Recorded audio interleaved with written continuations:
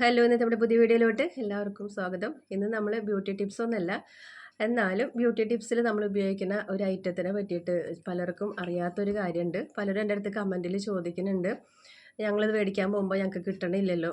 നമ്മൾ ഗ്ലിസറിൻ്റെ കാര്യം പറയുമ്പോൾ ഞാൻ എടുത്ത് പറയാറുണ്ട്, നമ്മൾ സ്കിന്നിലേക്ക് തേക്കുന്ന ഗ്ലിസറിനും നമ്മൾ പൊട്ടിയോർത്ത് തേക്കുന്ന ഗ്ലിസറിനും ഉണ്ട്. അപ്പോൾ രണ്ടും ചോദിച്ച് വാങ്ങാനായിട്ട് ഞാൻ പറയാറുണ്ട്.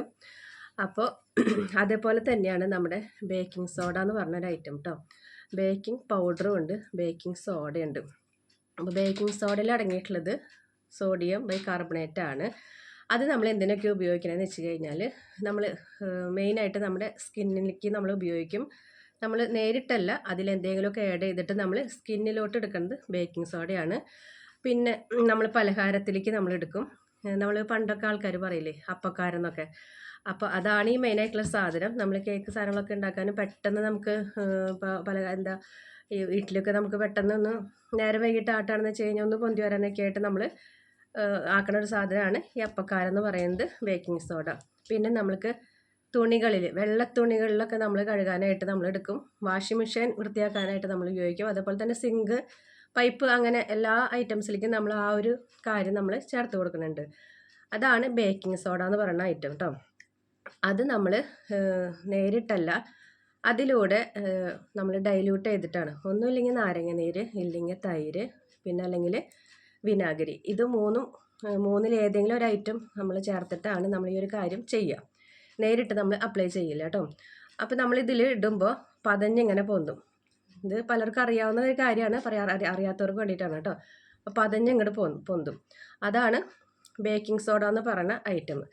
അത് പിന്നെ നമുക്ക് ഉണ്ടാവുന്നത് ഇതേപോലെ നമ്മുടെ ഉപ്പിൻ്റെ തരിയില്ലേ, പൊടിപ്പിൻ്റെ അതിനേക്കാളും കുറച്ചും കൂടി ഒരു തരി പോലത്തെയാണ്. നിങ്ങൾക്ക് ഇങ്ങനെ കേൾക്കുമ്പോൾ സൗണ്ട് കേൾക്കുന്നില്ലേ, ഇതാണ് ബേക്കിംഗ് സോഡ. ബേക്കിംഗ് പൗഡർ എന്ന് പറഞ്ഞു കഴിഞ്ഞാൽ വളരെ സ്മൂത്തായിട്ടുള്ള ഒരു പൗഡറാണ് കേട്ടോ. സ്മൂത്ത് ആയിട്ടുള്ള പൗഡറും കൂടിയാണ്, ഭയങ്കര പവർഫുൾ ആയിട്ടുള്ള പൗഡറാണ്. നമ്മൾ ഇത് 1 ടീസ്പൂൺ എടുക്കുകയാണെങ്കിൽ ബേക്കിംഗ് സോഡ നമ്മൾ 3 ടീസ്പൂൺ എടുക്കണം. അതാണ് അതിൻ്റെ ഒരു അളവെന്ന് പറയുന്നത്. അപ്പം നമുക്ക് പലർക്കും കിട്ടണത് ഈ ഒരു കാര്യമാണ്. നമ്മൾ കടയിൽ നിന്ന് മേടിക്കാൻ കിട്ടുന്നത് ഈ ഒരു കാര്യമാണ് കേട്ടോ. പിന്നെ നമുക്ക് പറ്റണ ഒരു കാലുമലിക്കും കൈമലിക്കും ഒക്കെയുള്ള ഒരു പാക്ക് ഞാൻ പറഞ്ഞുതരാം. നമുക്ക് നമ്മൾ പെഡിക്യൂർ ചെയ്യാൻ നേരമില്ലാത്തവർക്ക് എന്ന് വെച്ച് കഴിഞ്ഞാൽ, നേരമുള്ളവർ ആ പ്രൊസീജിയർ ചെയ്യുന്നതാണ് ഏറ്റവും നല്ലത്. അല്ലാത്തവർ